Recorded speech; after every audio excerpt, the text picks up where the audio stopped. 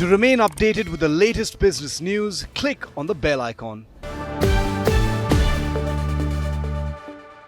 You're watching Ask Udayan, the show where we answer your questions on the stock market. I'm Chaiti Narula, and with me our very own global business editor Udayan Mukherjee. We at Ask Udayan discuss strategies to smartly invest in quality stocks. So keep sending in your questions to us at the number flashing on your screens right now, and we will answer a select few on TV and online every Wednesday. So let's begin and take some of our viewer queries now. Our first question today is from Preeti Kaushal. She's calling in from Noida. Hi Udayan, I am holding 5,000 shares of IDFC First Bank at an average price of 45. Should I hold it or exit? Well, you've gotten at a reasonably good price because the stock had a great rally and went up almost to 65 kind of levels, and it's cooled off to about 55, but your entry price is probably as good as you could have imagined getting into IDFC First. It's a good bank. I mean, it's got reasonably good management. One could call it a retail bank given that nearly 2/3 of its business comes from the retail end. So it's closer in that sense to an HDFC bank, not as good yet, than maybe an ICICI bank or an IndusInd bank. Its valuations are not terribly expensive at 1.8 times price to book. So I think it's pretty okay for a retail bank in the private sector. The one issue which one has with IDFC First is, aside of the legacy issues, because it's a relatively new bank and therefore it will take time to get to the Kotak HDFC kind of a model in terms of margins yet. But one issue which I keep seeing with IDFC is that they don't provide that aggressively. And given that we're going through the COVID kind of situation, if heavens forbid we have another setback with another wave, I don't think IDFC has enough protection under its belt. So in good times it should be okay, but if times turn bad, you might see asset quality issues cropping up in IDFC First. Otherwise, it's a reasonably good bank and you can easily keep it in your portfolio given that you've gotten at a fairly attractive price point of around 44, 45. Time now for another interesting question that is coming in from Rajan Giridhar, and Rajan's calling in from Hyderabad. Go on, Rajan. Sir, I am holding 10,000 shares in Union Bank. What do you suggest? Well, Union Bank, like any other public sector bank, has cleaned its books quite aggressively and is probably getting ready for the next capex cycle, which everybody seems to believe is on us after many, many years. So if we do have a proper capex cycle, I think it's possible that Union Bank also continues to do quite well because valuations are very cheap for this bank. I mean, it's trading at less than half times book and it has a dividend yield of around 7%. So you can't fault it on valuations. Also, some of its previous problems, like the bad assets with DHFL, seem like a thing of the past, though it is saddled with a new problem with Shrey Finance, Shrey Infrastructure, where a lot of its sticky assets seem to be holding out.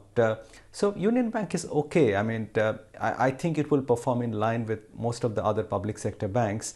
But frankly, if you had to own public sector banks now, you'd probably be better off owning a SBI or a Canara Bank. I mean, I wouldn't go about owning too many PSU banks. Maybe some of the private sector lenders are better stocks to own. But if you had to buy PSU banks now because they've cleaned up their balance sheet and they're getting ready, as I said, for the next capex cycle, you're probably better off looking at the bigger ones like SBI and Canara. All right, let's go on to another query that is coming in. Sahil is calling in from Adlakha, Faridabad. What's your query, Sahil? Then I want to invest in HCL Tech. Should I buy at current levels? Please suggest. Well, HCL Tech is a good enough company. There's nothing wrong with it. The question, and technology seems to be in a good purple patch right now. The next few years seem to be good for IT service companies broadly. The question is, you have quite a bit of choice out here. At the top end, you've got the Infosys and TCSs of the world.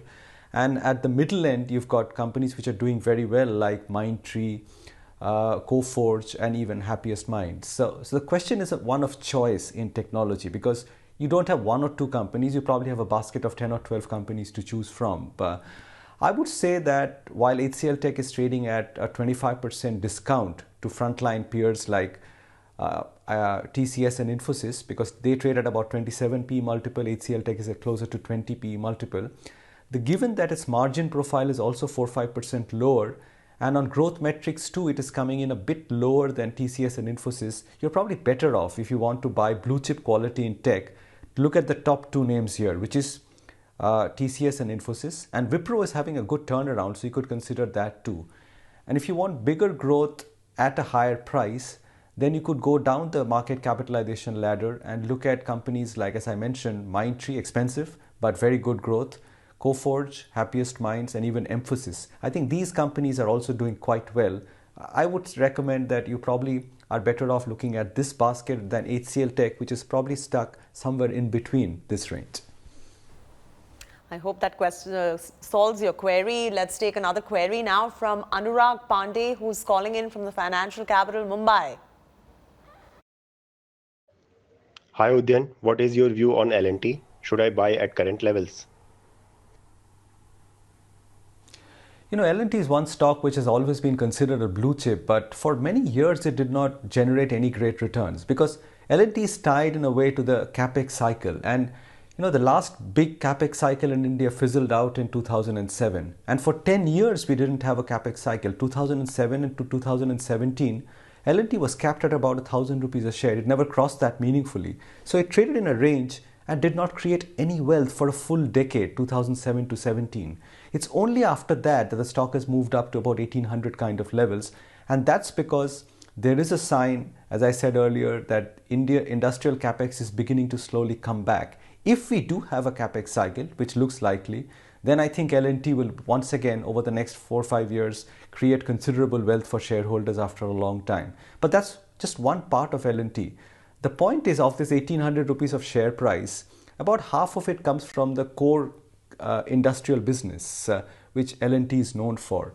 The other half of the share price is actually contributed by its investments in other sectors because of its investments in companies like L&T Infotech, Mindtree. So, it has this very interesting bouquet of businesses, largely in the technology space, which it derives quite a bit of its value from. And those businesses are doing very well. They're growing much faster than L&T itself. So if you say L&T is 2,000 rupees a share, roughly, 1,000 is from the core business where there could be a capex turnaround, and the other 1,000 is from its holdings in other businesses which are all doing well.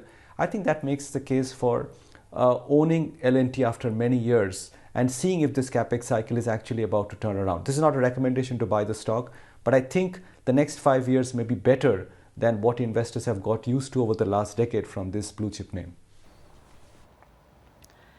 It's time now to wrap up our show. If you have any more queries on stocks, then do WhatsApp your queries on Ask Udayan. The number is 730-308-0488 and we will answer them next Wednesday. Till then, goodbye. Thanks for watching. If you like the video, do like, comment, share and subscribe.